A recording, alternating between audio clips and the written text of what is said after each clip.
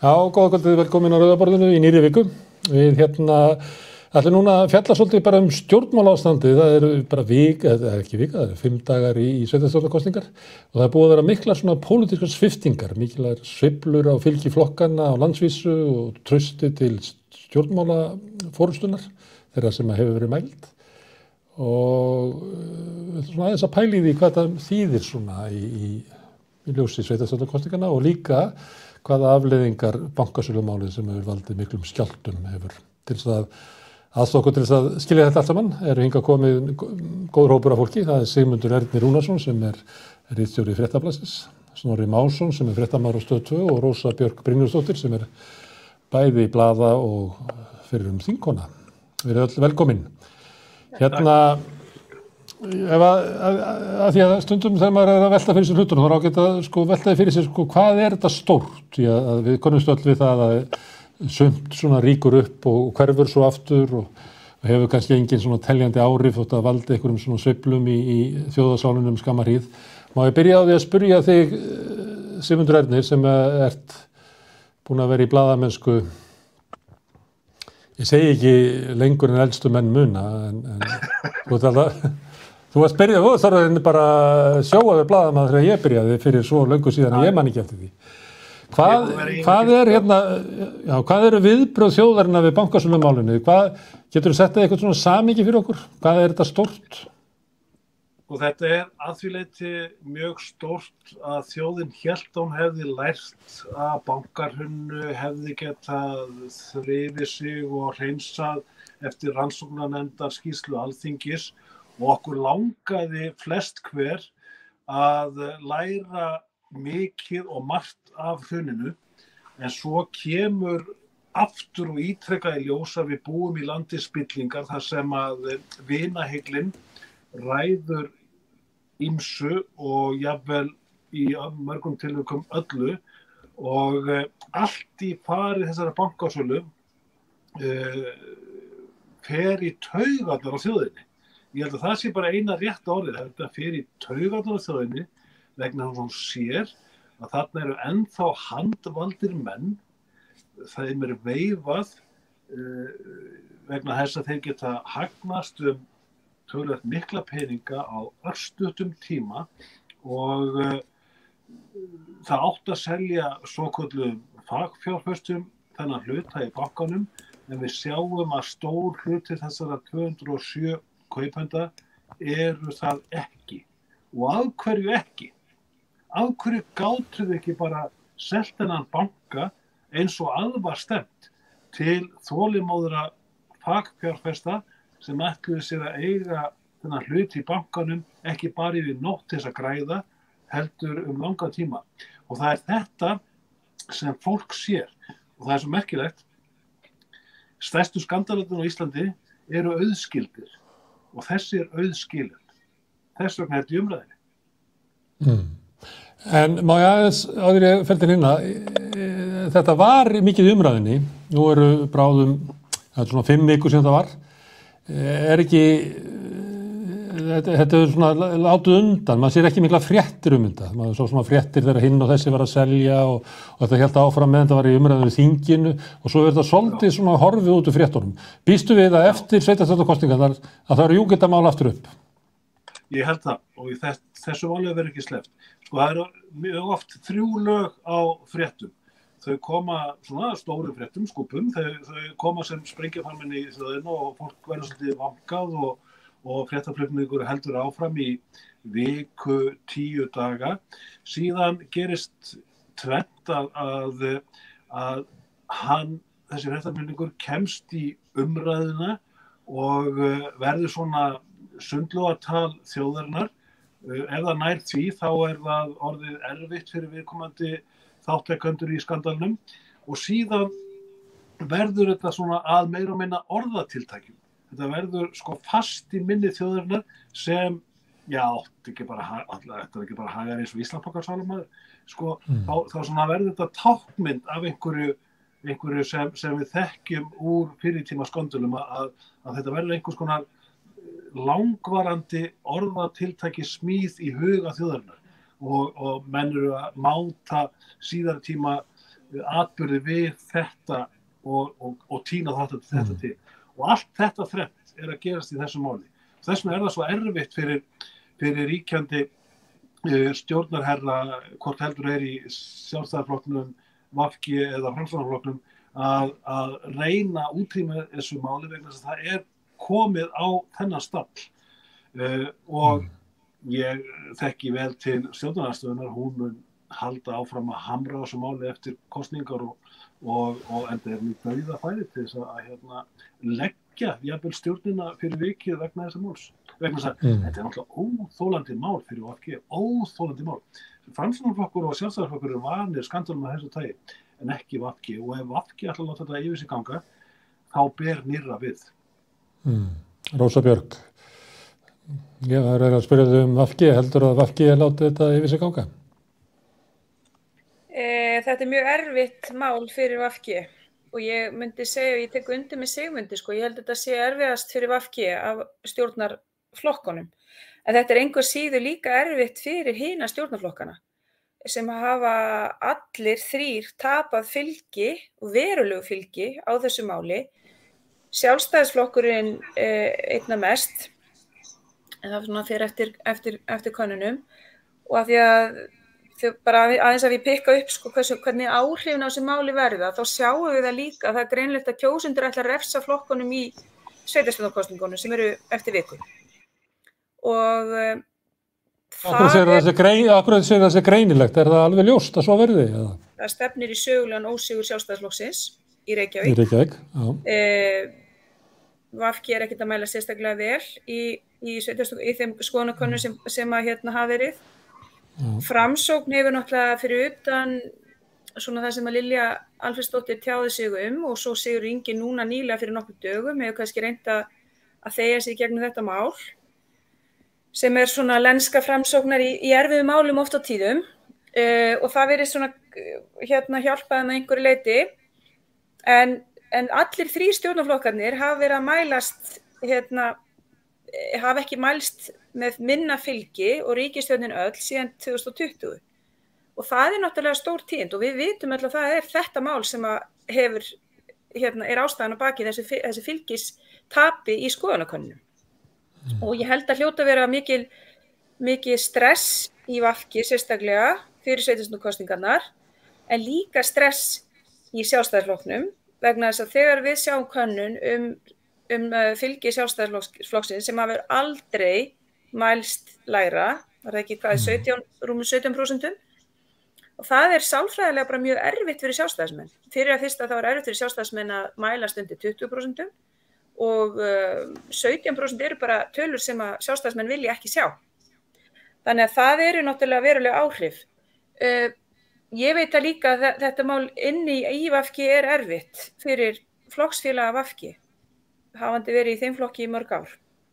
Og það náttúrulega eins og Sigmundur og þú voruð að rekja. Ég meina þarna verið að rífa upp sár sem að þjóðin hefur verið svona kannski að reyna að lækna sig af og koma svona í gegnum og draga einhvern lærdóm af og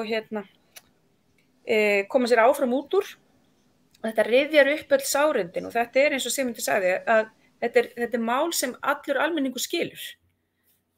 Það ástæðan fyrir því að við erum að sjá 5. mótmælin í röð á Austurvelli, þó svo kannski einhverju getið sagt það nú ekkert svo margir að mæta, þá eru þau samt 5. helgin í röð. Og þetta mál sem mun ekki deyja. Og það verður mjög áhugavert að sjá hvernig kjósendur, hvernig þau munu refsa flokkunum fyrir þetta mál í sveitarstjórnarkosningunum. En ég held svo að því ég myndist á fylgi Sjálfstæðisflokksins í borginni, það náttúrulega ekki bara þetta mál, það náttúrulega innbyrðis klofningur og ósætti innan flokksins og það verið að vega innan úr Sjálfstæðisflokknum sjálfum á oddvita flokksins í Reykjavík og það náttúrulega alveg með ólíkindum. Þannig að það bætist við. Varðandi VG og Sjálfstæðisflokkinn, þá var ég á Facebook og þá sá ég að meðan við erum að tala núna, þá viðburður á Blönduósi. Það listi sjálfstæðismanna og óháðra sem með fund þar í kvöld og það auglýst þannig Bjarni Jónsson, þingmaður VG heimsækir kosningaskrifstofuna. Það Þannig að getur það verið að það sé ekki þannig að öllum í VG líki þetta illa eða getur verið að við svo kannski ofmetið eitthvað hérna?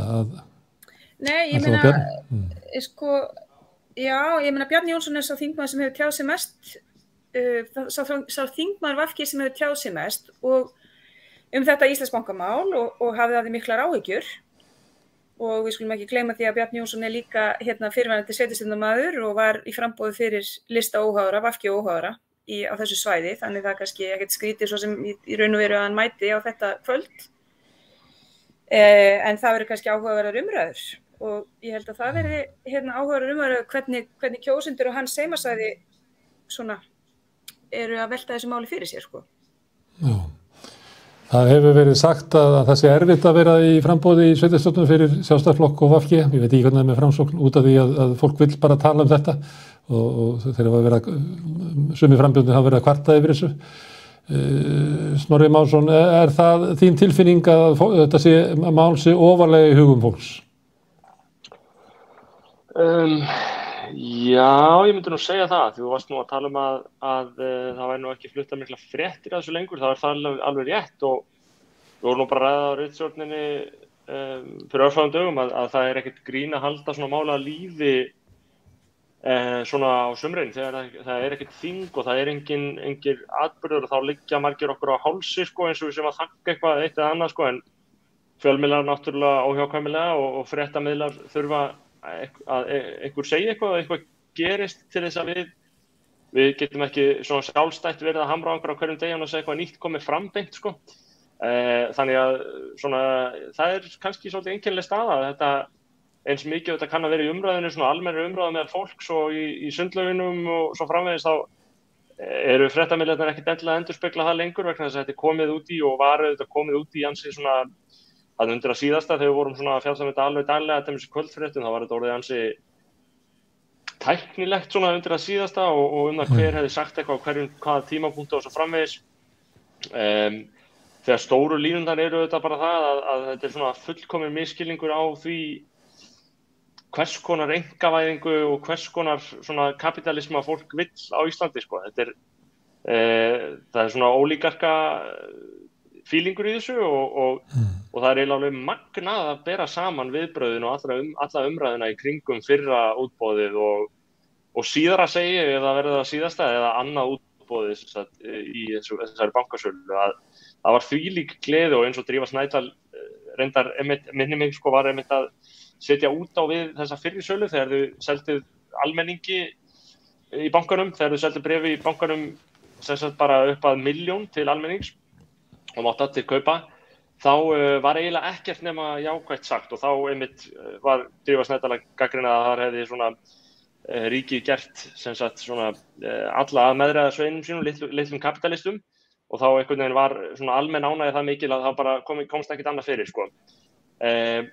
Og það hefði geta verið leiðin áfram ef við vilja endilega einkavæða bankana því að við, sko, allan að mín kynslóð við örumst bara upp við að þegar við erum fullorðnir þá eru bankarnir hér meira og minna ríkiseigu, jú, Arion er löngu að vísu komin kannski í einkaeigu en svona rökin fyrir því að einkavæða þessa banka eru bara þau að það er einhver svona óljós hugmyndafræðilegi lína að ríkið eigi ekki að eiga banka og svo er ekkert endilega alltaf sem að skýringar ná mikið lengra en bara þá möntru.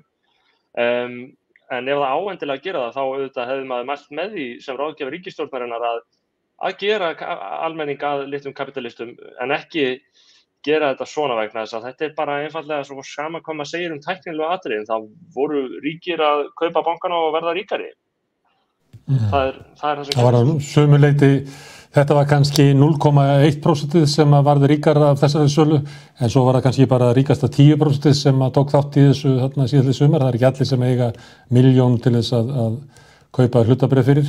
Nei, og ég held að þetta besta ráðið til pólitík hljóta að vera að hafa þessi 10% með þeirri liði vegna þess að ef að þau eru með þeirri liði þá eru svona breiðu línurnar með þeirri liði og þau sem hafa rödd í umræðunni líklega til þess að svona allavega að bera blaka þessu upp á einhverju marki sko, en það var ekki þarna, þannig að þarna íðuru fjæðurinnar á svona venjulega ríka fólkinu og það hugsa að þetta er nú bara svona, og svo það bara trámað í fólki sem bankahrunið að þú veist, einkavæðing banka bara rosalega viðkvæmt greinilega og þetta var alveg sögulegum misskilningur að því hvernig æskilegast að standa á honum held ég sko.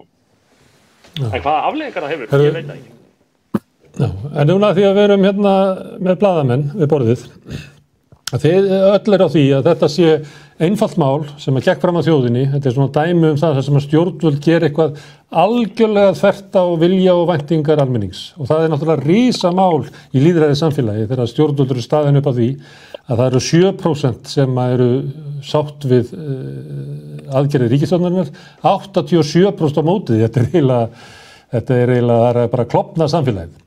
Síðan eru fréttir af því, eins og Snorri var að segja, það er erfitt að halda þessu gangandi vegna þess að fréttirnar fara að verða svona tæknilegar. Hvað er þetta að akkur finnst fréttamönnum að fréttirnar eigi að vera tæknilegar, að það eigi að vera hver sagði hvað og hver bar lagalega ábyrgð og eitthvað svoleiðis, í staðinn fyrir að geta flutt fréttir af þessu sjokki sem að kemur yfir þjóðina þegar þetta gerist. Þetta er kannski, þetta líkir svo kannski við þegar að var samþykkt að Ísland yrði hluti af viljugum þjóðum í Íraksstríðinu, þá man ég eftir svona bara sjokki sem að gekk við þjóðina. Af hverju ná fjölmiðlarnir ekki að fjalla sko stóramálið í þessu? En einhvern veginn rekjast í því að vera að rekja einhverja svona tæknilega núansa sem eru kannski ekki í meginmálið. Sigmundur, kannt þú að svara þessu? Já, ég held ég kunni að svara þessu að einhver leyti þetta mannfæð á ritstjórnum, að einhver leyti þetta úthalsleysi í skapandi hugsun, að einhver leyti þetta ritstjórnarleg ákvörðun að fara í eitthvað annað, vegna þess að tekur eitthvað annað við og núna til dæmis taka sveitarstjórnarkosninga við sem svona ná sviðinu og þetta mál fjarar að einhver leyti út í tæknilegum svona útskýringum en fjölmiðlar verða náttúrulega að taka sér tak og fjallum þetta sko svona á fréttaskýringarnótum hvert við erum komin vegna þess að fjölmiðlar tóku líka þátt í hruninu á sinn hátt, voru ábyrgandi þáttakendur í báðsferðum og svo framvegis og svona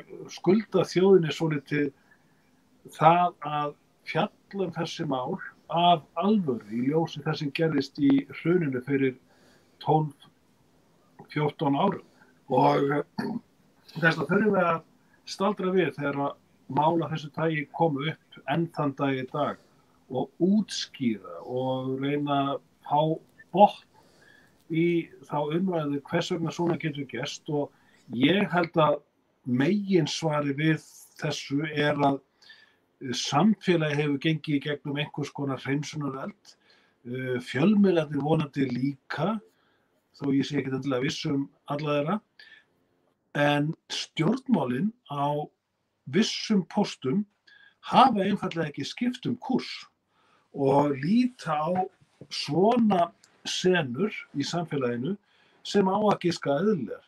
Og það umhugsunarvert fyrir flokka sem hafa stjórnað þessu landi meir og minna frá lýðveldisstofnun að þeir líti ennþá heilum mannsaldri á svona gjörning sem á að giska eðlilegan í okkar samfélagi sem hefur gengið í gegnum alla þennan sársauka, alla þessa reiði, allt þetta hatur. Og þá verðum við að spyrja þessa flokka og jafnvel líka VG sem hangir, teikar þá núna, hvort að þeir ætli að skipta verkefni, hvort að þeim finnist svona vinagreiðavæðing ennþá eðlileg í samfélaginu. En Gunnar Smári, það get ég sagt, og aðrir góðir gestir, að við erum ennþá að kjósa þessa flokka í mjög ríkum mæli. Og það kannski megin niðurstaðan í samtali þjóðarinnar við sig sjálfa. Það er eitt í þessu í sambandi við sko akkur við náum ekki að ná utanum sko tilfinningu almennings í kringum þetta það það á hverju ritstjórn held ég það alltaf, við erum alltaf að spyrja okkur sko hvað þú veist, hvað eru fréttir, þú veist, hvað einhvern veginn á erindi við fólk og hvað hefur eitthvað vægi og hvað ummæli hafa eitthvað vægi. Og við förum svona, á tyllidögum þá förum við út að meðal fólks og tökum Vox Pop og ræðum við það hvað fannst ykkur þetta og þá er það kannski 1 mínútu frétt og þá erum við svona búin að fá götuna eins og við kallum hana, hvað henni finnst. En ég held líka að sko, með tilkomu samfélagsmiðla þá fáum við mjög mikið af upplýsingum hvað alls konar fólki finnst. Við erum eiginlega algjörlega drukknað allan daginn það bara hvað alls konar fólki sem skiptir okkur einhver máli finnst. Við erum bara á Twitter og við erum á Facebook og við innbyrjum rosalega mikið af þessu. Þannig að ég sjálfur lít svo á að sé kannski líka meira fjölmiðlana sem eru eins og Sigmundur bendir á takmarkaðir í sínum bolmagni að kannski leggja þá frekar áherslu á að ná í það sem engin annar mun ná í fyrir okkur af því að hitt munur þið fá hinum megin. Kannski það spilt hugsun, ég veit ekki. Ég var ekki að meina þetta svona, ég var að meina að ef það verið í samfélagi þar sem að fermingaveislunar voru undirlegaðar í umræðum þetta og heitupotnarnir í umræðum þetta, að þá ættu ritstjórnir að vera að hugsa það sko, þetta það sem almenningur er að hugsa hvað það sem að veldur reiði almennings? Af hverju almenningur svona, reynum að orða það, reynum að sko búa til einhverja skýringu á því á hverju þetta byggir. Þú veist, mér finnst það vera frekar, af því að oft byrjuðu ritstjórnarfundir á því að sko hvað almenningur að tala og það veröldin sem að við búum í einhvern veginn og lifum í og búum til fjölmiðla út frá. Það var frekar þannig heldur en að opna fyrir gáttir. Almenningur hefur endalaust að tækifæri á því að skrifa það bara að ef að almenningur upptekinn af þessu máli að þá ættu fjölmiðlarnir einhvern veginn að reyna að orða það og greina það og skýra það hvað snýst reiðin. Frekar heldur en að hrekja sig út í það að vera með tæknilegar útskýringar sem eru kannski á þingnefndarfundi og sem að við vitum að þessi svo staða sem að Sjálfstæðisflokkurinn vill yfirleitt að málin fari í, að þessi svona umræða einhverja díteila, þetta löglegt eða ekki löglegt? Nei, þetta líklega löglegt og þá þetta í lagi, en það sé ekki talað sko stóru myndina sem maður myndi vilja orða þannig. En þess vegna mjög mikilvægt á tímum eins og þessum að mæla vilja og skoðanir almennings og við stökkum þetta strax á könnun á Fréttablaðinu til að mæla afstöðu fólks til þessa atburðar og að koma í ljós náttúrulega yfirgnæfandi meirihluti þjóðarinnar var gjörsamlega andvígur þessu. 1% VG-manna voru hlynntir gjörningu, 5% framsóknarmanna og innan við helmingur sjálfstæðismanna. Og þessar tölur náttúrulega mjög læsar á skap og vilja þjóðarinnar og eftir þessa könnun þá náttúrulega var umræðan með allt öðrum hætti. Menn sáu bara einfaldlega að þjóðin var gjörsamlega gáttur á þessum atburði og þar var með stór hluti og meiri hluti allra stjórnarflokkana þó að einhverjir sjálfstæðismenn hafi svona lítið á þessa meðlega gjörning í sínum huga. En sko, akkurat skoðanakannir á svona tímapunkti eru með mikilvægur og svona ýta undir umræðinu gjörning af þessu tagi og það er mjög mikilvægt. Það er mjög mikilvægt að mæla þjóðina, stinga mælinum í muninn á þjóðinu til að athuga svona hitastigið og sjá hvernig okkur líður. Og í þessari konum þá kom í ljós og okkur leið akkurat svona. Rósa, Sigmundur var svolítið að tala hvernig að stjórnmálin hefðu einhvern veginn leitið sittið eftir og þið eru að tala að þetta mál sé svona einfalt og þjóðin veit alveg hvað það snýst en ríkisstjórnin, bankasýslan og fleiri, fór í gang svolítið mikið eins og almenningur hefði misskilið þetta og að því meira sem að þau myndu útskýra þetta að því þá myndi það snúa afstöðu almennings og það gerist ekki. Hvað veldur þessu svona ólíku upplifun af málinu frá stjórnvöldum annars vegar og svo almenningins vegar? Já, stórt í burt, sko. Ég held að ég nú líka unnið sem fjölmiðlafulltrúi fjármálaráðuneytisins og þá finnst mér ansi mörg mistök hafa verið gerð í því að útskýra einmitt ferilinn og málið fyrir almenningi af hálfu þeirra sem voru að standa í sölu og hlut ríkisins.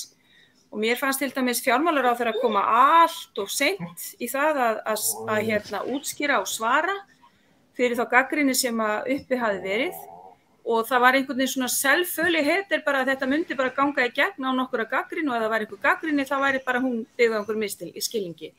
Og það eins og sagt hefur verið hér, að það náttúrulega líka einhver ákveðin misreikningur á bara því sem almenningi finnst versus því sem að stjórnmálunum ætla.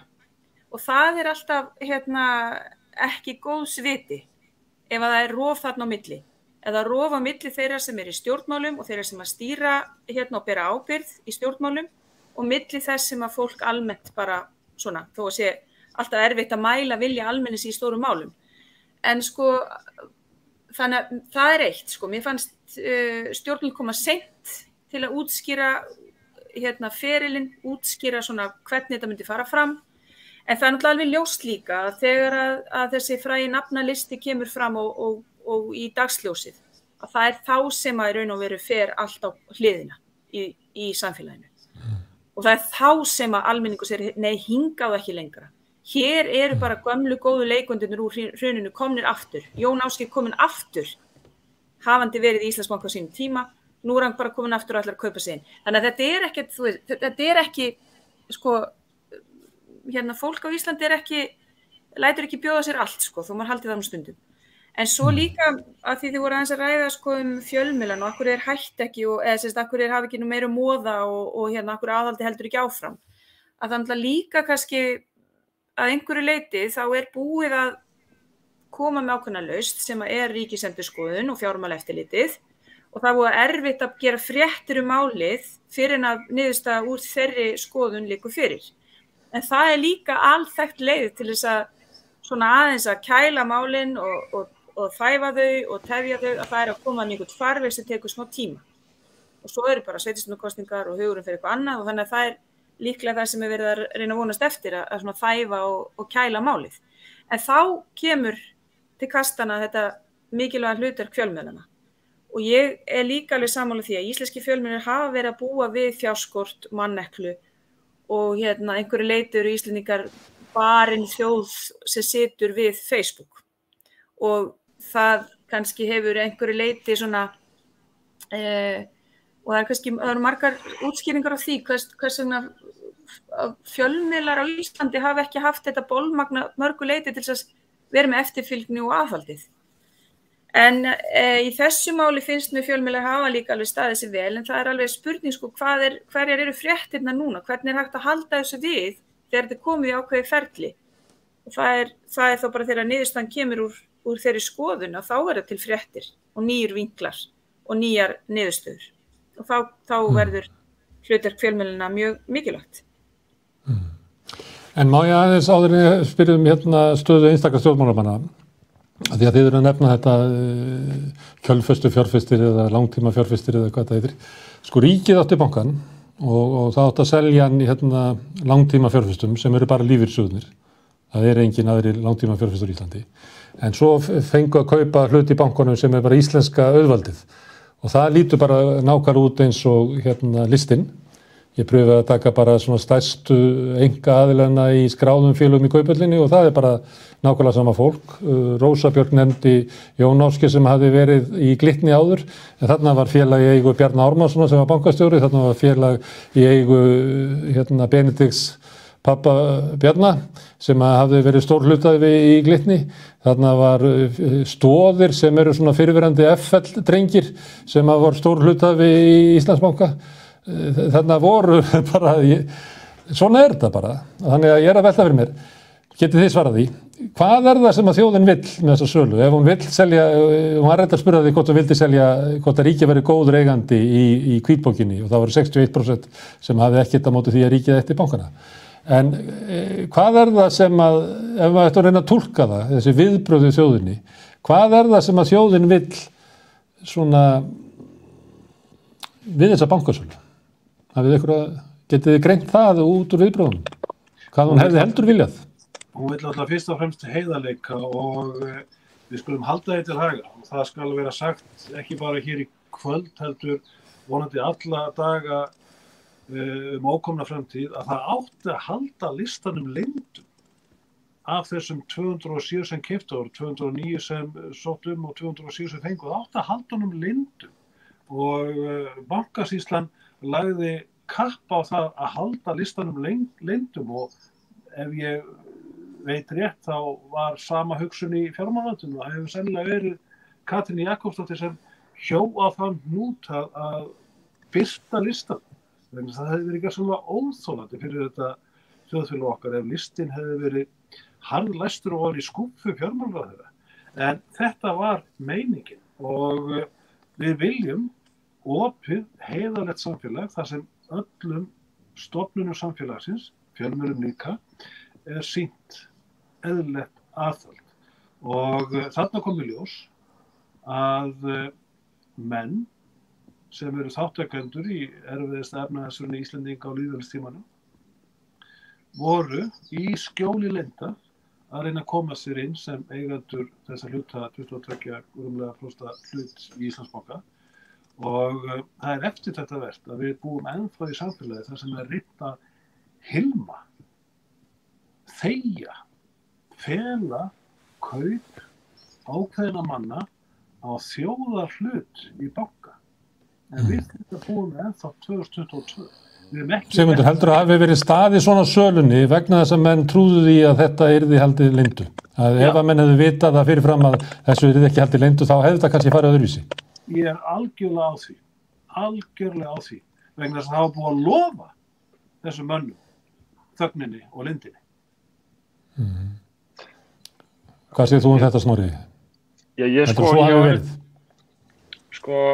var með átta með á því hvaða nákvæmlega sem þjóðin vill endilega að gerist við þessa banka. Eins og ég segi, ef að það svona dogmatísk trú ríkisstjórnarinnar að þessi banka megi ekki vera í þjóðareign, þá eina leiðin þeirra að selja hann í almennu útboði og að síðan jafni markaðurinn í raun og veru, eignarhaldi, þannig að stóru kjölfestuaðilarnir myndu þá kaupa þetta af almenningi tilbaka. Það væri það smá svona eins og að fara bara í þyrlu og dreifa peningum og svo bara kemur einhver og sækir þetta og það er svona leið.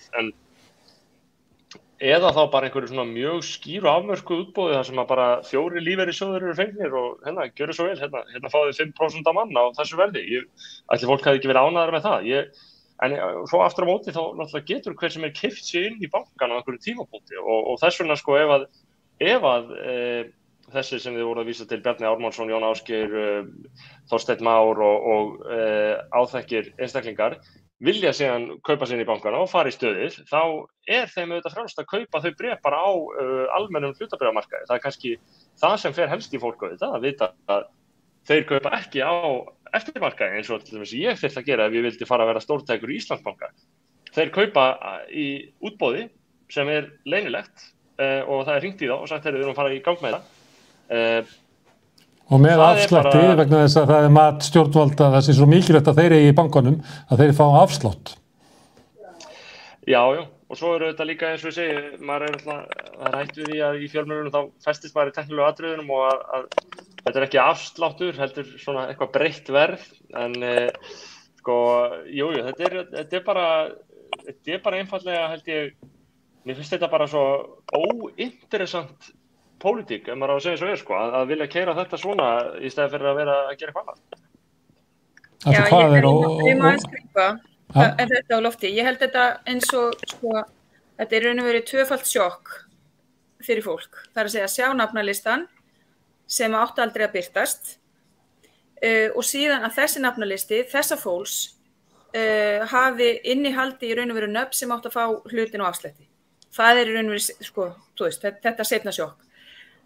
En ég held, ef ég má aðeins bara hlaupa inn í þetta fyrirgjöðu, ég var að ryðjast inn, og það alveg erfitt að svona segja hér bara hver vilji þjóðarinnar. Stjórnarsáttmáli ríkisstjórnarinnar sem myndar eftir síðustu kosningar, þar kveðið á að áfram muni halda að draga úr eignarhaldi í fjármálakjörinu. Ég veit ekki, var því mótmælt, voru einhverju sem sögðu, hvað þýðir það? Getum við fengið svör við því, hvað þýðir það? Hvernig ætlaði að gera það? Ég held að fólki sé mörguleiti alveg sama þóttu selja þessa banka. ég held að það sé ekkert hagsmunamál fyrir eitthvað fólk út í bæjundilega svona ef það gert eðlilega að selja einhverja banka, sko. Ég held að fólki sé upp til hópa alveg sama, sko. En það er greinilega ekki sama hvernig það er gert, sko. Ég held að sé bara mjög grunnt á vantraust hjá fólki almennt og ef að það er vantraust á ferlið við söluna þá er ekki aftur, það er mjög erfitt að snúa tilbaka úr því. Þannig að ef það er eitthvað sem þarf að gera þá er það að sýna fram á einmitt að ferlið sé gagnsætt, því sé treystandi, það sé verið að selja ábyrgum aðilum þennan hlut. Þetta séu kannski aðilar sem sem almenningur á hlut í, eins og lífeyrissjóðirnir. Þannig að þá er í raun og veru verið að selja almenningi gegnum lífeyrissjóði. Þannig að þú veist, það verður að vera, ef að þessu hefur verið fylgt eftir, þá held ég að það hefði ekki verið neina svona þessi bylgja athugasemda og mótmæla við þetta allt saman. Fyrir utan að og þú veist, allt þetta og ég meina allir þessi gömlu nöfn og alla þessa spillingu, þú veist, allt þetta, það er náttúrulega það sem ærir óstöðan. En þú nefndir vantraust, það var líka mælt skoðanakönnun, þú varst að nefna skoðanakönnun þar sem var mælt afstaða fólks til bankasölunnar, Sigmundur Ernir, en það var líka mælt traust til stjórnmálamanna og þar fór Bjarni Benediktsson niður í bara alkul, það eru 71% þjóðurna sem á vantraust honum, aðeins 18% sem á treyst honum. Það stjórnmálamaður sem í þessari stöðu, virkar hann sem nær hann einhverjum málum fram, er hann ekki búinn að missa eiginlega möguleikann til þess að vinna, byggjast ekki stjórnmála á einhvers konar trausti, ekki þetta þjösnast bara áfram? Já, Davíð Oddsson sagði nú einu sinni í viðtali við mig sko af ástæðum sem ekki má til erfiðleika eins þingmanns úr hans flokki á þeirri tíð að stjórnmálamaður á bara eitt, það er traustið. Og ef hann missir traustið þá er hann búinn að missa þingstyrk sinn og það er mjög mikið til í þessum orðum Davíðs Oddssonar sem hann mælti á sínum bestu árum. En ég held að það sé komið ákveðnum kaflaskilum í stjórnmálalífi Bjarna Benediktssonar vegna þess að hann náttúrulega kominn með flokkinn niður í mjög lítið fylgi og það staðfestist í hverri skoðanakönnun af annarri og ekki bara skoðanakönnunum heldur líka kosningum og ef framheldur sem horfir þá mun það gerast líka núna í borginni að flokkurinn muni gjalda mikið afþrótt. Hann var með rösklega 30% fylgi í síðustu borgarstjórnarkosningum og það að mér sýnist algjörlega vonlaust með við nýjar kannanir og með þessar kannanir sem muni birtast á morgun að hann nái nokkuð tíma því fylgi og verði sennilega langt fyrir neðan það.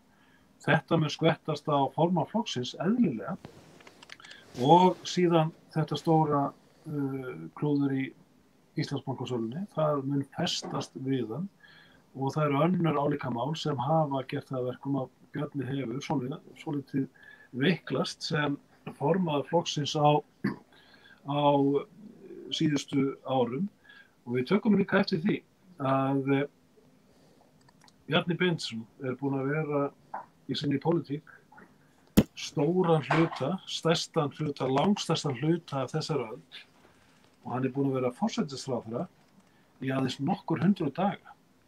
Þetta hefði þótt óhugsandi í lífi og starfi Sjálfstæðisflokksins á síðustu öld að það sem af þessar öld bráðum aldarfjórðungur þá núverandi formaður Sjálfstæðisflokksins sem búinn að leiða flokkinum langt árabil, búinn að vera forsætisráðherra í nokkur 100 daga og ég heyri það á vinum mínum innan þessa ágæta flokks, þessa ágæta hægri flokks að úthaldið að minnka og menn farnir að horfa til nýrra tíma undir leiðsögn nýs leiðtoga. Bjarni er búinn að fá marga góða möguleika, hann er búinn að standa sig að mörgu leyti vel sem stjórnmálamaður en ég held að sé komið að kaflaskilum. Ég held að þjóðin sjá það, ég held að flokkurinn sjá það og ég held að Bjarni sjá það ef til sjálfur. Það er fyrst og fremst sjálfstæðismenn sem að geta stjórnað framtíð Bjarna Benediktssonar. Rósa, þú ert búin að vera í pólitík, kemur ekki að því að sjálfstæðismenn bara nennis ekki lengur að fara í enn eina kosningarnar og þurfa að vera að verja Bjarna Benediktsson? Þú veist, þetta gerði það 2016 út af Panama, 2017 út af uppreisn æru. þeir hafa þurft að verja hann út af alls konar skandölum hérna í öllum fermingavislum, í öllum kosningum. Einhvern tímann komar og segja, ekki bara auðveldar að bara reyna að halda sjálfstæðisflokknum á floti og í einhverju sókn mögulega og sleppa þessu, að eyða alltaf 80% tímanum í að tala Bjarna Benediktsson. Já, ég meina í tíð hans sem formaður Sjálfstæðisflokksins þá hefur fylgi Sjálfstæðisflokksins aldrei verið lægra og í raun og veru eins og Sigmundur var að rekja, ég meina hverja kosningarnar eftir fætur annari sem hefur bara verið lægra hérna fylgi heldur en nokkru sinni.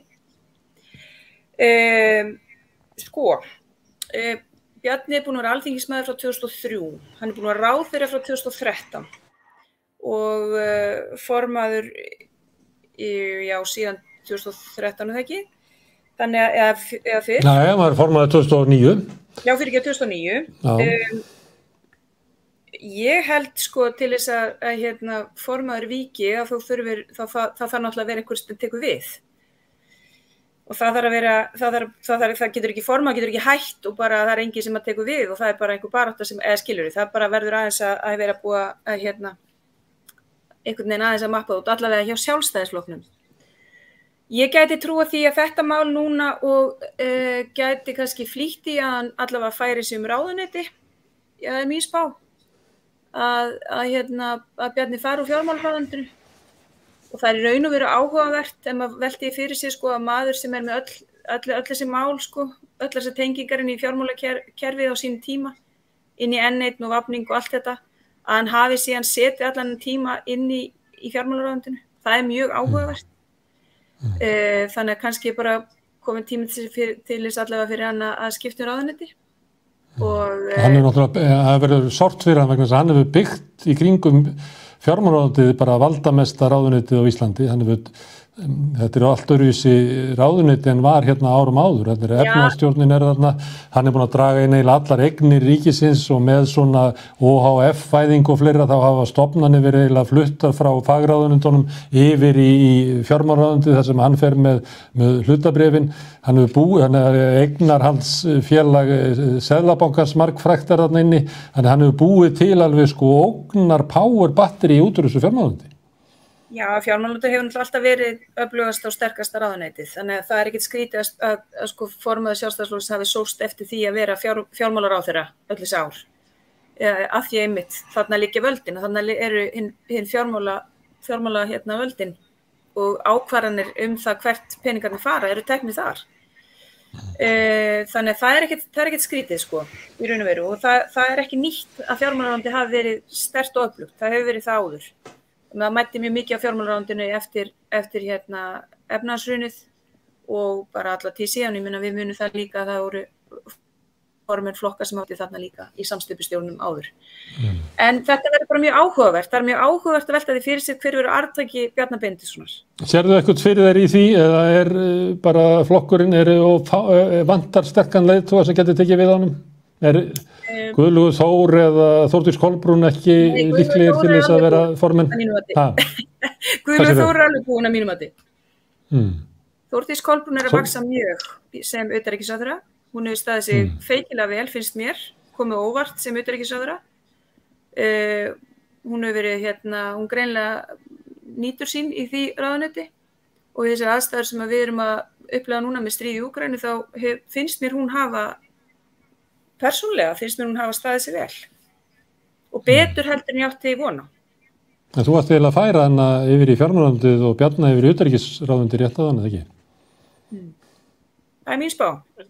Ég held að þegar maður lítur á Sjálfstæðisflokkinn og hver tekur við að Bjarna þá er náttúrulega ljóst og við vorum svo heppin á sín tíma á Vísi síðasta sumar að við birtum sigurræðu Guðlaugs Þórs þegar hann vann Áslaugu Örnu í prófkjörinu í Reykjavík með Herkjum að í hans sigurræðu þá var hann að lýsa því mjög skýrt að þar hafði verið unnið gegn honum og þar auðvitað stillir hann sér upp og það er þannig sem ég skil hann allavega sem svona talsmann alþýðlegri Sjálfstæðisflokks sem er svona þessi líklega íhaldssamari armur flokksins sem vill að Sjálfstæðisflokkurinn sé breiðfylking og að hefur svona einhverja hugsjón að fólkið í landinu geti lifað á mannsæmandi kjörum og einhvern veginn tekið þátt í svona einhverju uppbyggilegu samfélagsstarfi sem sjálfstæðismenn, en svo færist flokkurinn hægt og rólega með svona því sem frjálslyndari armur, myndi ég segja, Bjarni, Áslaug og þau, yfir í eitthvað aðeins svona, það ekki alveg jafn, þau tengjast ekki almenningi á sama hátt og kannski fólk eins og Guðlaugur Þór, sko, þannig að ég held að það verið mjög áhugavert að sjá í hvaða átt sjálfstæðisflokkurinn fer, vegna þess að sko Þórdís Kolbrún, Áslaug Arna, þetta gætu verið bara demokratar í Bandaríkjunum, sko, en republikana armur sjálfstæðisflokksins er miklu meira kannski Guðlaugur Þór og félagar sem eru bara svona klassíski góður gegnir íhaldsmenn, sko, þannig að eftir því hver tekur við formannsembættinu, ég held að það muni segja mjög mikið til að hvort að sjálfstæðisflokkurinn muni bara útvatnast eins og allir aðrir íslenski stjórnmálaflokkar og fara út í bara þessi 15% jafnvel, 10-20-15%, eitthvað svoleiðis, eða þá ná sér aftur á strik, og ég held að sko betra bettið fyrir sjálfstæðisflokksins væri íhaldsleiðin, vegna þess að þá eiga þau séns á að vera ná í þetta fylgi sem annars verið til þess vegna flokksins, miðflokksins, Framsóknar. En í hinum bransanum eru þau að keppa við Viðreisn, keppa við Samfylkinguna, keppa við Vinstri græn, sem eru orðnir svona bara einhverjir miðjumóðs frjálslyndisflokkar sem einhvern veginn eru bara alls ekki skýri valkostur og svona íhaldssamari sjálfstæðisflokkur væri, sko. Þannig að svona populískari, hefðbundnari og klassískari sjálfstæðisflokkur væri það sem að myndi gera ráð fyrir frá Guðlaugur Þór, en Guðlaugur Þór bara ekkert í sterkri stöðu pólitískt núna eftir að hann var settur í kústaskápinn, í loftslagsráðuneytið. Þannig að það er mjög, sko, hvað getur maður sagt, þýðingarmikið hver sem tekur við, hver það verður, sko. Rósa, hvað segir þetta að Guðlaugur Þór sé hluti, hvað að segja, gamla sjálfstæðisflokksins og Þórdís Kolbrún fyrir eitthvað sem að sjálfstæðisflokkurinn kannski vildi vera en ekki, hvað? Kannski þau sjálfstæðisflokkur bara að fara að klofna meira, hann náttúrulega búin að klofna sundur og saman, að sömuleyti miðflokkurinn mikið til fylgi frá honum og það athyglisvert núna þegar sjálfstæðisflokkurinn mælir svona lágt, að miðflokkurinn líka lágur, þannig það ekki þannig að sko sótsvartasta íhaldið sé að flýja þangað yfir. Nei, það sko, ég held að svo bara almennt, ef við bara tökum sjálfstæðisflokksins og hægri flokka almennt og þróun þeirra undanförnu og eftir hrunið og bara í Evrópu og svo framvegis, þá hafa náttúrulega hægri flokka verið að minnka líka. Þannig að í raun og veru má segja að sjálfstæðisflokkurinn sé sko burtséð frá hver stjórnar honum og þá sé hann líka inn í þessu ákveðna trendi og populíski flokkar eins og miðflokkurinn og flokkur fólksins hafi tekið ákveðið fylgi af þeim. Og Viðreisn hinum megin. Já, og Viðreisn hinum megin. Þannig að það eiginlega held ég líka bara, þú veist, og við náttúrulega erum að sjá hafa aldrei verið fleiri flokkar á Alþingi heldur en núna, 8 flokkar og það fer mjög mikið í taugarnar á sjálfstæðismönnum, tala iðulega það sé allt og margir flokkar og þetta sé bara algjör óstjórn og ég veit ekki hvað, en þetta það sem að kjósendur samt eru að kjósa og þetta eru þeir flokkar sem komast inn á þing, þannig að það ekki alveg hægt að segja bara, það allt og margir flokkar hérna, það vegna þess að þeir eru með minni völd, þeir eru minni. Þannig að það bara, það er líka sko því það oft verið að tala að vinstri sé einhverju krísu, að vinstri flokkarnir séu bara í innbyrðis deilum og svo framvegis, þá hægri flokkarnir líka hafa verið undanfarin ár í mikilli krísu í kringum okkur. Eina stór sögum eftirhrunsáranna klofningur sjálfstæðisflokksins. Viðreisn, það miðflokkurinn, það flokkur fólksins og núna eru sko últra nýfrjálshyggja fólkið tollir ginni og með eitthvað sérframboð ábyrg framtíð eða eitthvað, þannig að það saga eftirhrunsáranna ekki klofningur vinstrisins heldur klofningur hægrisins. Sigmundur Ernir, það sem við vorum að ræða var tvennt.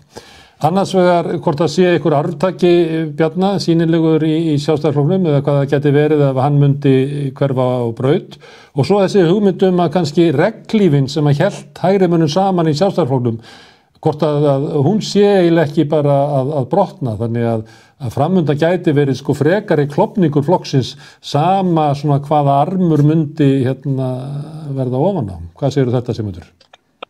Sko, það sem mjög athyglisvert við Sjálfstæðisflokkinn er að hann klofinn bæði í borginni og á landsvísu.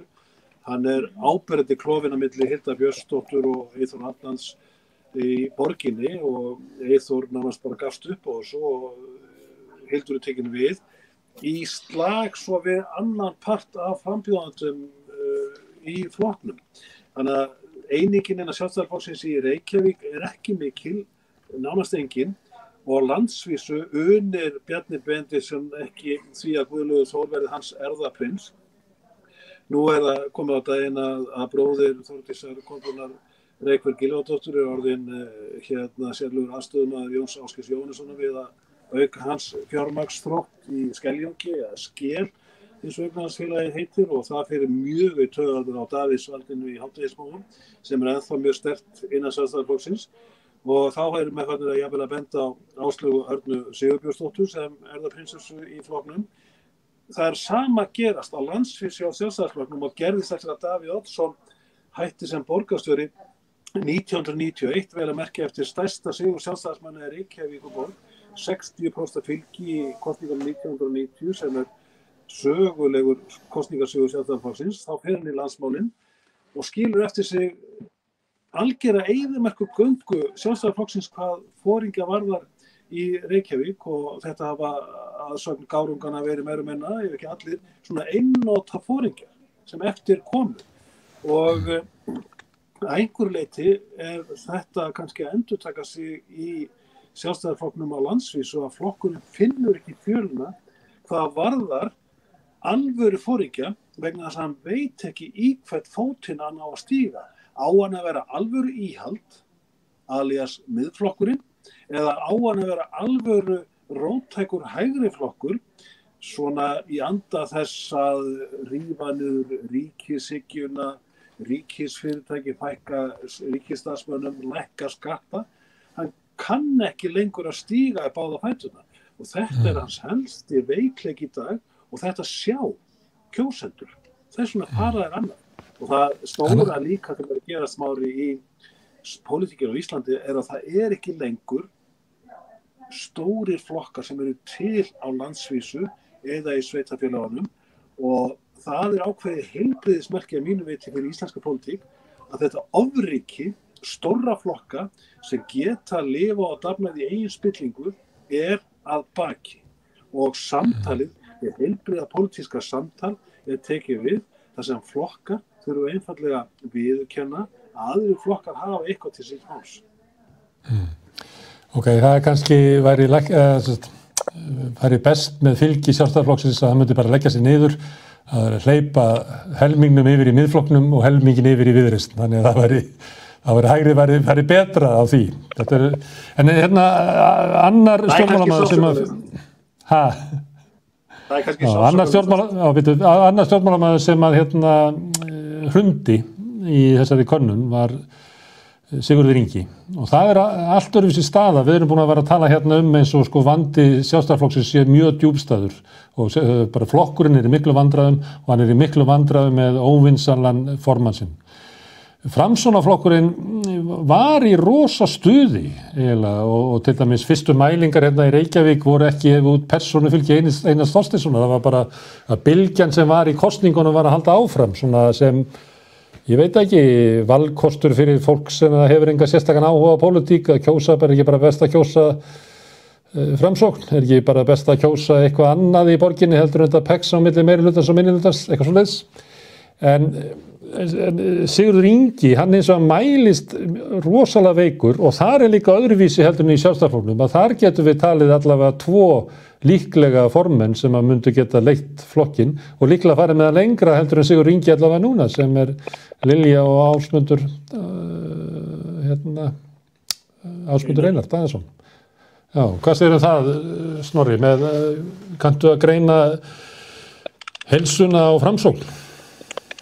Já, mér finnst Framsókn vera í mjög heilbrigðri stöðu í þessum sveitarstjórnarkosningum allan eins og ég sé borgina. Ég veit alveg að Sigurður Ingi hefur ekki átt 7 dagana sæla eftir þessi ummæli á dögunum en ég held nú að trufli kjósendur Framsóknar ekki endilega og ég held að hann geti náð sér frá því en svona þetta óneitanlega rústaði alveg þessari stöðugu ímynd hins svona óumdeilda föðurlega manns sem hann hafði byggt upp og sýnir okkur hvað ímynd verðmæt sko. En með Framsókn í borginni þá alveg líklegt að Einar Þorsteinsson standi uppi með Pálmann í höndunum að einhver leiti eftir kosningar sko. Og maður, að því að fólk spyr sig hvað gerir skrimsladeildir rétt fyrir kosningar og núna skrifa Björn Bjarnason að það sé alveg ljóst, hann skrifaði það í Laugardagsblað Morgunblaðsins að það sé alveg ljóst auðvitað og það sjá það allir að Framsókn sé augljóslega bara í þessu til þess að verða hjólhundir meirihlutann, þannig að það byrjað og það ljóst að áhyggjur svona kjarna sjálfstæðismanna beinast að Einari og það Einar sem kemur inn sem þessi þriðji hlæjandi maður á milli Samfylkingar og Sjálfstæðisflokks og einhvern veginn bara í rosalega góðri stöðu þó að enginn viti neitt hvað þið vilja gera. Jú, brjóta nýtt land undir húsnæði þar sem þó á meira og minna að gera það og svo restin bara frasar að allir séu svo ósáttir í borginni. Ég veit ekki hvort Snorri, þetta var uppleggið, þetta var örugglega uppleggið þegar það var lagt af stað. Það sem að síðan gerist að sko Sjálfstæðisflokkur hrynur, þannig að valmöguleikin að geta annarkvort farið inn í núverandi meirihluta eða verið búið til hægri stjórn í borginni með Sjálfstæðisflokknum. Það bara fjall í fyrstu könnunum að það komi ljós að sko Sjálfstæðisflokkurinn ekki nógu stór til að Einar geti orðið borgarstjóri.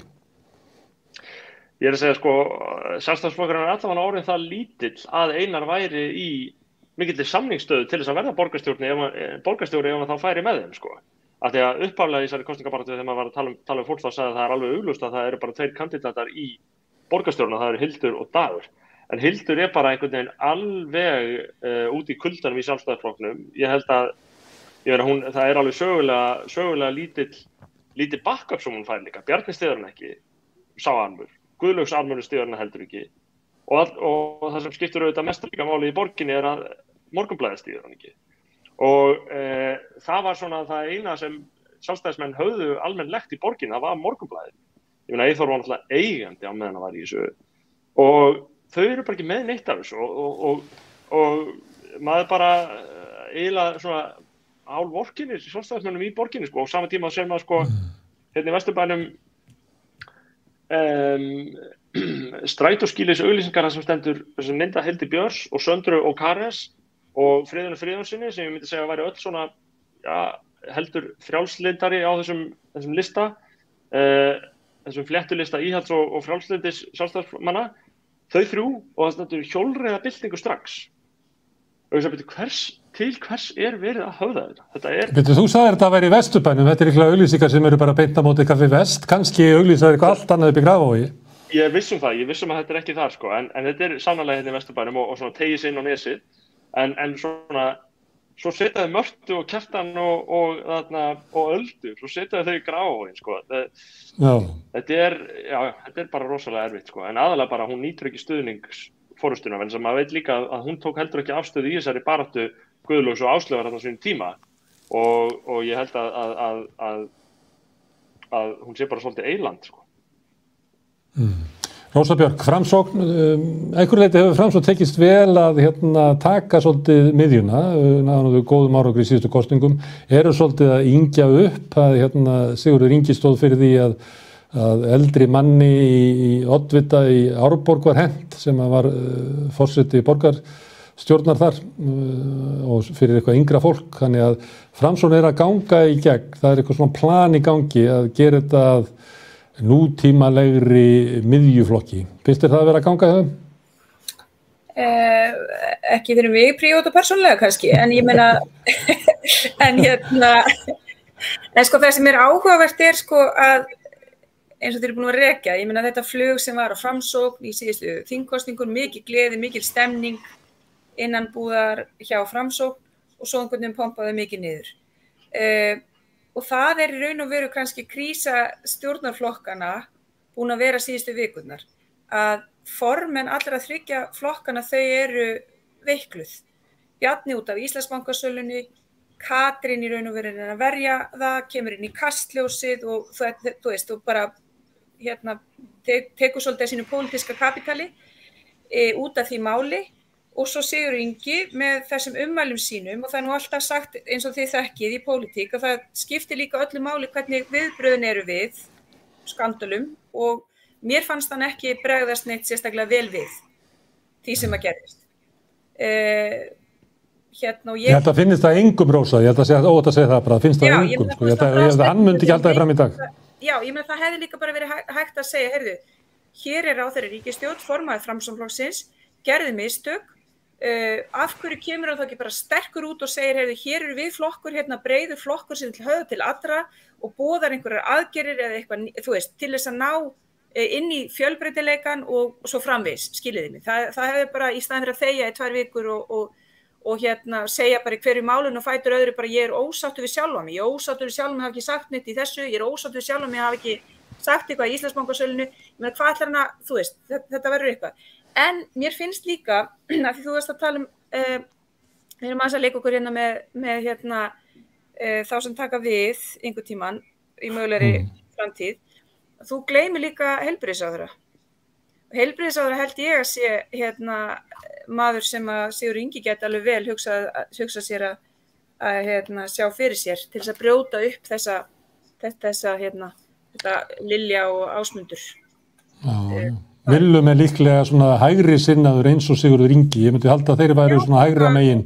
Já, rock solid og þú veist, einhvern veginn og mér sýnist að á öllum svona pólitískum merkjum hvar honum er stilt upp, í auglýsingaskiltum, hvaða ráðuneyti hann fær og svo framvegis. Þá er held ég formaður Framsóknarflokksins svona með augastað á Willum sem næsti svona forystumaður. En svo er náttúrulega eins og Snorri var að rekja, ég meina það sem er að gerast í borginni er líka fylgi við Sjálfstæðisflokksins er að fara til Framsóknar. Og ég hef ekki séð Framsókn hjóla af einhver alvöru í meirihlutann. Ég hef ekki séð neitt til þeirra þar. Þau eru bara að ætla sér að vera þarna og ætla sér að vinna atkvæði á það að vera þarna og spyrja kjósendur ekki komið tíma og breytingar en útskýra ekkert af hverju að eiga að vera breytingar. Þannig að það er svona þessi framsóknarlína sem er heppnast ansi oft fyrir kosningar að segja lítið en vera opin í báða enda. En ég sé ekki alveg að Framsókn ætli sér að vera með Sjálfstæðisflokki og hvað, með hverjum svo, hvað? Þetta náði því ekki, sko. Sigmundur náttúrulega liggur á skoðanakönnum sem verður birt í Fréttablaðinu á morgun, en hann geti sagt okkur það. En ég held að þessi ekki að ná, sko, meirihluta þessi 2 flokkar bara langt í frá. Nei, bara alls ekki. Þannig að Framsókn í Reykjavík verður náttúrulega mjög áhugavert. Hvað mun koma upp úr kössunum? Hvað mun gerast? Ég er náttúrulega ekki hlutlaus en Dagur er náttúrulega farsæll borgarstjóri og hefur sýnt það að halda 5 flokka meirihluta, það er ekki öllum hent sko. Og góð mál sem hafa komið á síðasta kjörtímabili en ég meina auðvitað hefur borgarpólitíkin verið hundleiðileg og þar er kannski svolítið tragikómist að Vigdís Hauksdóttir sé að færa í raun og veru Framsókn þetta fylgi með öllum sínu leiðindum á þessu kjörtímabili. Sigmundur. Ég hugsa líka í þessu sorry. Bara í framhaldi að ég var að segja þarna Framsóknarflokkin og hvernig hann er að presentera sig í þessari borgarpólitík og svo hugsa maður líka Lilju Alfreðsdóttur sem ég finnst líka yfirleitt slá svona tón heldur til vinstri miðað við svona hugsjón ríkisstjórn. Lilja alveg talaði jafn mikið á vinstri nótum og vinstri grænir þess vegna og þess vegna hugsa ég sko getur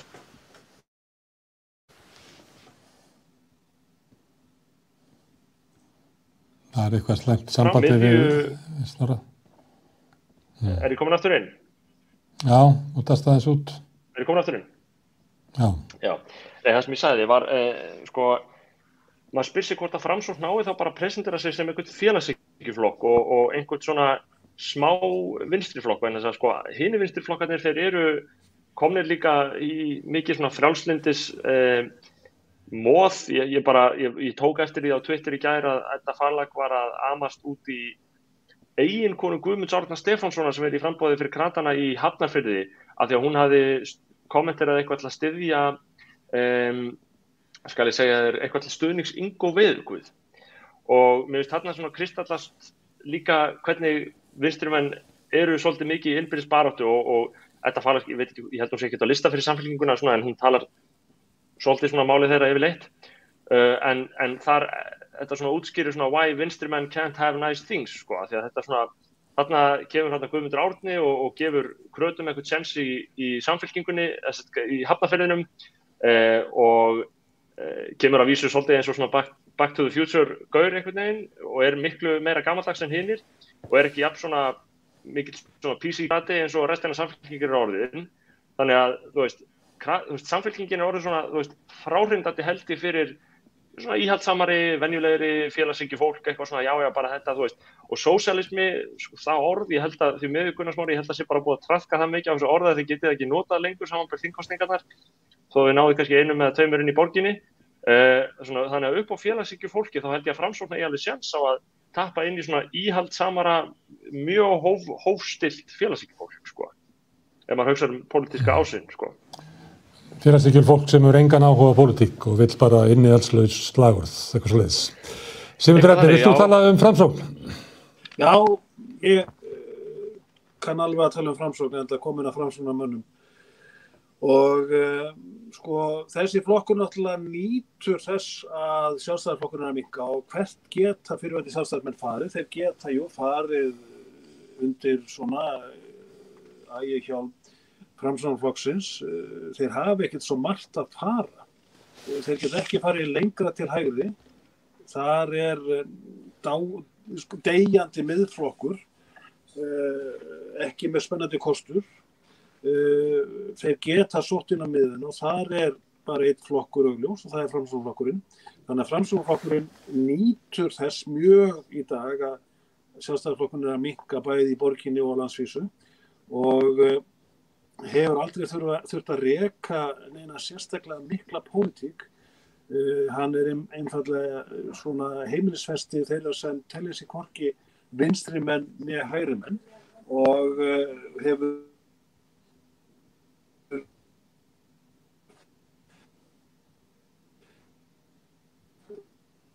Þetta er ekki gott kvöld fyrir netsambandið í Reykjavík. Það er kannski einhver flokkurinn ætti að lofa því að laga netið.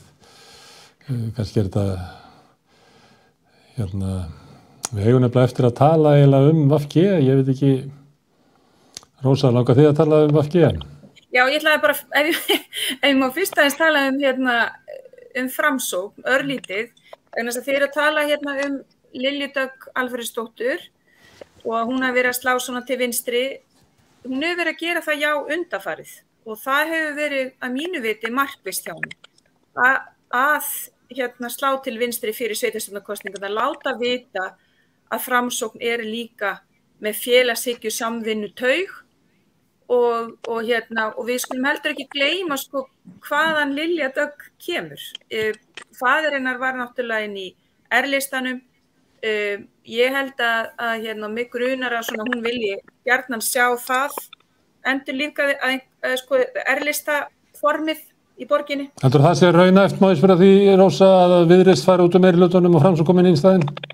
Ég held að geta alveg gerst eða VG fari út og Framsókn inn eða ég skilur það er bara, ég meina oddviti VG sko rétt skreið inn í síðustu borgarstjórnarkosningunum bara vegna þess að það var búið að fjölga borgarfulltrúum. Þannig að í raun og veru fylgi VG síðust 2018 hrundi í borginni og VG fekk 4,9%. Já, út af stjórnarsamstarfinu líklega? Já, ég túlkaði allavega þannig. Við sáum þetta sama gerast líka í sveitarstjórn í Kraganum 2018 og það var alveg greinilegt að því þá var ég nú þingmaður oddviti VG í Kraganum að bara þau samtöl sem áttu við kjósendur þá, það var alveg greinilegt að það verið að refsa fyrir stjórnarsamstarfi þá í Kraganum. Katrín er ekkert að fara, Rósa. Katrín er ekkert að fara. Hún er Eða heldur að hún kannski horfi á það að klára þetta kjörtímabil og bara hætti í pólitík? Ég veit það ekki hvað hún er hvað hún er velta fyrir sér persónulega, sko. Ég meina, hún er auðvitað mikill og sterkur leiðtogi, en það sem að, mér finnst, sko, VG, það vantar svona innra aðhald, innra starfið, fleiri félag, sterkari grasrót, skiljiði. Það er, og ekkert, jú, við VG náttúrulega, við sjáum VG vera með likeable, ef ég má sletta, sko, varaformann, og varaformaðurinn er þarna, og Svandís, og Svandís er náttúrulega mjög öflugur stjórnmálamaður. En ég veit ekki hvað Katrín Jakobsdóttir er að velta fyrir sér. Hún er náttúrulega forsætisráðherra og tók þessa afdrifaríku ákvörðun að fara inn í þetta stjórnarsamstarf. Og við skulum sjá hvernig og þetta er líklega svona versta, myndi ég segja þetta Íslandsbankamál, það er í raun og versta höggi sem að VG er að fá í þessu stjórnarsamstarfi. Getur Katrín ekki bara tekið við að Guðna TH? Já, hún gaf það nú út síðast að hún hefði ekki áhuga á því. Hvað verður VG ef að Katrín fer?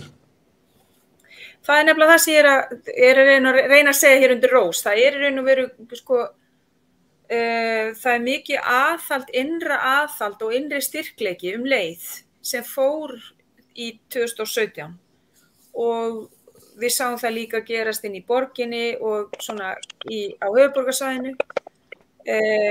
Það er líka áhugavert, sko, í raun og veru fyrir sveitarstjórnarkosningar 2017 og líka þegar aukakosningarnar voru fyrir austan fyrir 1,5 ári síðan, að VG hefur líka verið að draga sig út úr svona sameiginlegum listum til þess að geta átt möguleika á því að fara í þá samstarf á sveitarstjórnarstiginu með öðrum flokkum, þengjandi meira til hægri, lesist Sjálfstæðisflokkurinn eða Framsókn eða hvað það er. Og þetta er ákveðið trend sem maður hefur séð líka á sveitarstjórnarstiginu hjá VG. Mér finnst fólk líka vera í svipari stöðu.